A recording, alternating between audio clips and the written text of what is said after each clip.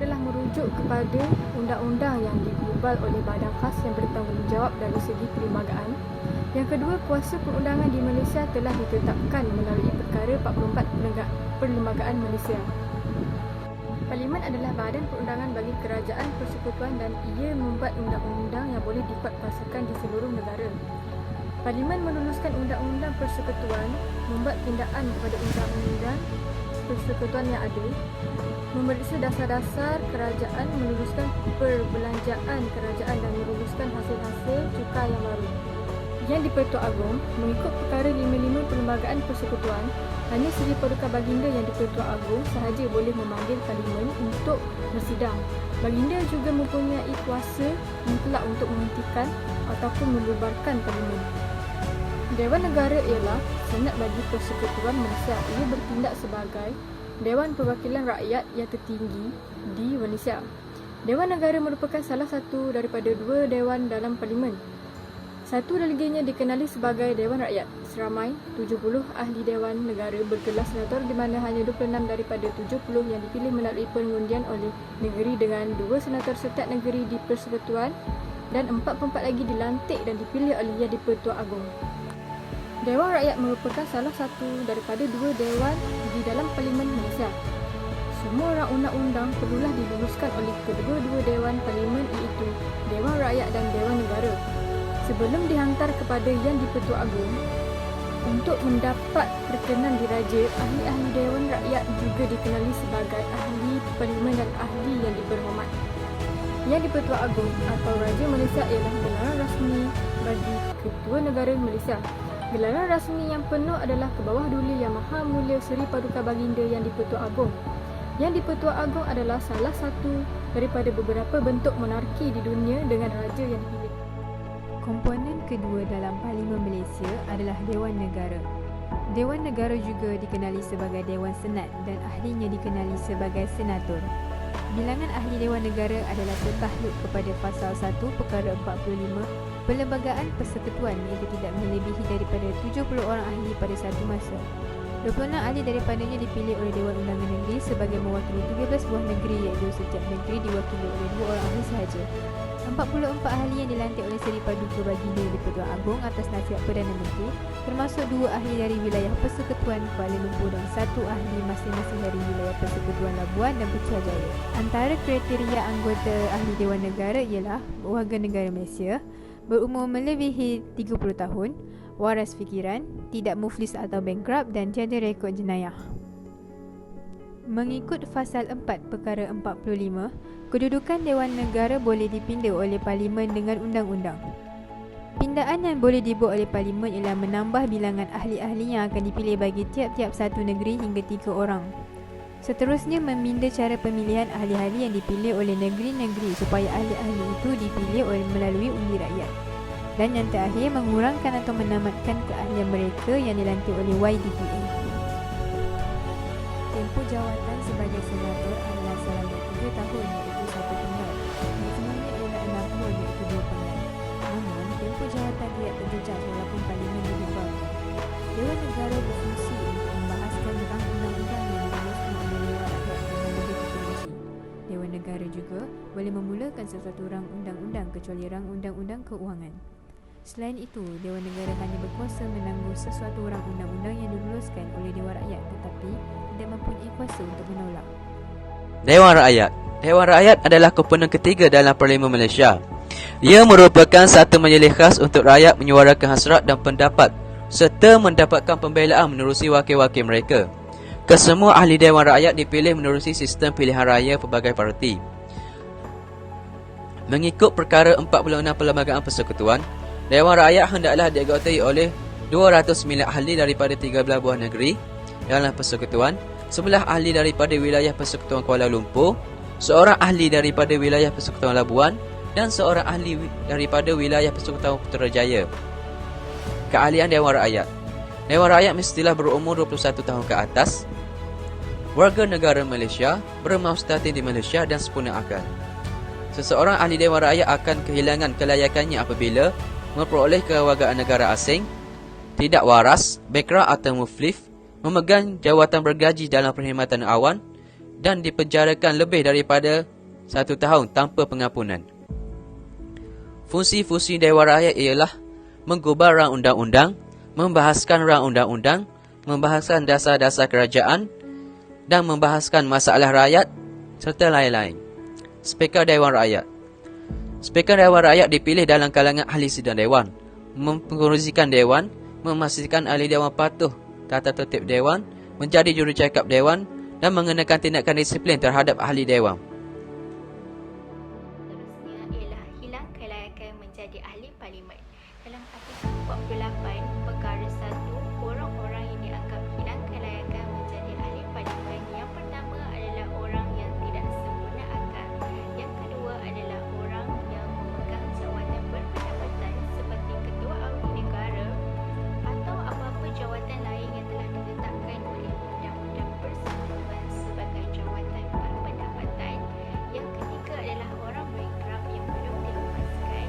Yang keempat adalah orang yang gagal atau penyakit pemberantasan pilihan raya bagi parlimen ataupun Dewan Negara setelah dia mengambil bahagian dalam pilihan raya sebagai calon atau sebagai ejen pilihan raya. Yang kelima adalah orang yang disabitkan melakukan kesalahan jenayah dan dihukum penjara kurang daripada 1 tahun atau dikenakan denda kurang daripada RM2,000 dan tidak mendapat ampun yang mendapat kewarganegaraan asing atau menggunakan hak kewarganegaraan asing dan telah sangat tersedia kepada negara asing tersebut. Dalam artikel 48 perkara 2 pula, orang-orang yang melakukan kesalahan mengenai pilihan raya tidak boleh menjadi ahli Dewan Negara ataupun Dewan Rakyat dalam tempoh yang telah ditetapkan oleh Undang-Undang Persekutuan. Artikel 49 iaitu larangan keanggotaan di mana melarang keahlian kedua-dua majlis parlimen. Yang kedua adalah melarang seseorang dipilih untuk mewakili lebih daripada satu bahagian dalam pilihan raya ataupun seseorang dipilih bagi Dewan Negara lebih daripada satu negara atau kedua-dua sekali bagi Dewan Negara. Antara contoh yang pernah berlaku di Malaysia ialah Datuk Mustafa Muhammad atau lebih dikenali sebagai Tok Pa. Artikel 50 perkara 2, sekiranya pelantikan atau pilihan raya bercanggah dengan artikel 49, maka pilihan atau pelantikan adalah terbatal. Seterusnya, saya akan membicarakan mengenai mesyuarat parlimen. Bagi artikel 55 perkara 1, parlimen bermesyuarat apabila dibubar oleh Yang di-Pertuan Agong dan tidak boleh dibiarkan jarak 6 bulan antara mesyuarat akhir bagi suatu persidangan dengan mesyuarat pertama persidangan akan datang. Bagi artikel 55 perkara 2 pula, Yang di-Pertuan Agong boleh memberhentikan persidangan parlimen atau membubarkan parlimen. Mesyuarat 55 perkara 3 menyatakan bahawa parlimen mestilah berjalan selama 5 tahun dan parlimen terbubar dengan sendirinya melainkan sebelum tamat tempoh telah dibubarkan oleh Yang di-Pertuan Agong. Artikel 55 perkara 4 pula, apabila parlimen dibubarkan, pilihan raya umum hendaklah dijalankan dalam tempoh 60 hari dari tarikh pembubaran. Parlimen hendaklah dipanggil mesyuarat tidak lewat daripada 120 hari dari tarikh pembubaran. Bagi artikel 61 perkara 1, setiap menteri dalam jemaah menteri boleh mengambil bahagian dalam perjalanan majlis parlimen. Saya akan menjelaskan proses perundangan. Suatu rang undang-undang adalah cadangan pembentukan atau pengubalan undang-undang baru yang dibentuk melalui perundangan yang masih belum diluluskan dan diberikan perkenan diraja. Selepas rang undang-undang diluluskan, barulah ia menjadi akta, tetapi dalam penggunaan popular, kedua-dua istilah ini sering dikelirukan. Rang undang-undang mempunyai penaja dan kadangkala lebih dari satu orang menjadi penaja bersama. Terdapat 4 jenis rang undang-undang. Pertama, rang undang-undang awam. iaitu dibentangkan oleh menteri yang mewakili kerajaan dan melibatkan kepentingan awam. Kedua, rang undang-undang persendirian iaitu melibatkan pertubuhan, persatuan, perbadanan dan orang tertentu sahaja. Ketiga, rang undang-undang ahli persendirian iaitu dibentangkan oleh ahli-ahli parti daripada parti pembangkang. Dan yang terakhir, keempat, rang undang-undang hybrid iaitu dibentangkan oleh ahli-ahli parlimen, kerajaan atau pembangkang yang mempunyai kepentingan tertentu. Setiap rang undang-undang yang diluluskan oleh sesuatu majlis parlimen itu hendaklah melalui 4 peringkat iaitu bacaan pertama, bacaan kedua per peringkat jawatan kuasa dan bacaan ketiga. Bacaan pertama bermaksud bacaan atas tajuk rang undang-undang yang akan dibentangkan. Bacaan kedua juga bermaksud bacaan atas tajuk rang undang-undang selepas usul mencadangkan bacaan kedua dipersetujui oleh majlis parlimen. Bacaan kedua adalah penting kerana ia memberi publicity tentang apa yang dikemukakan dan memberi peluang bagi perbahasan mengenai rang undang-undang dari segi prinsip dan kebaikan dan keburukan rang undang-undang itu kepada rakyat. Rang undang-undang diundi untuk mendapatkan kelulusan sama ada melalui majoriti mudah atau majoriti 2/3. Untuk rang undang-undang itu dibentang di peringkat jawatan kuasa untuk dibahaskan dengan lebih teliti dengan melihat semua fasa jadual dan pendahuluan rang undang-undang serta pindaan yang sesuai dibuat. Bacaan ketiga adalah bacaan tajuk rang undang-undang dan merupakan bacaan terakhir. Bacaan dibuat apabila usul yang mencadangkan bacaan ini dipersetujui oleh majlis parlimen dan usul dibuat setelah jawatan kuasa yang berkenaan membahaskan rang undang-undang itu. Rang undang-undang itu kemudiannya diperkenan oleh Yang di-Pertuan Agong dalam tempoh 30 hari. Dan jika ia tidak diperkenankan, rang undang-undang akan menjadi undang-undang mengikut perkara 66 fasa 4 dan akhir sekali rang undang-undang menjadi warta kerajaan iaitu ia dicatatkan sebagai rang undang-undang sah dan dibangunkan parlimen. Ia juga akan dinyatakan tarikh penguatkuasaan untuk diamalkan. Di dalam Perlembagaan Persekutuan terdapat perkara 63 yang membahaskan tentang keistimewaan parlimen di Malaysia. Perkara 63, keistimewaan parlimen yang pertama ialah kesahan apa-apa prosiding di dalam mana-mana suatu majlis parlimen atau dalam mana-mana jawatan kuasanya tidak boleh dipersoalkan dalam mana-mana mahkamah. Yang kedua, tiada seorang pun boleh dikenakan apa-apa prosiding di dalam mana-mana mahkamah berkenaan dengan apa-apa jua yang diperkatakan atau apa-apa undi yang diberikan olehnya semasa mengambil bahagian dalam apa-apa prosiding dalam majlis parlimen atau mana-mana jawatan kuasanya.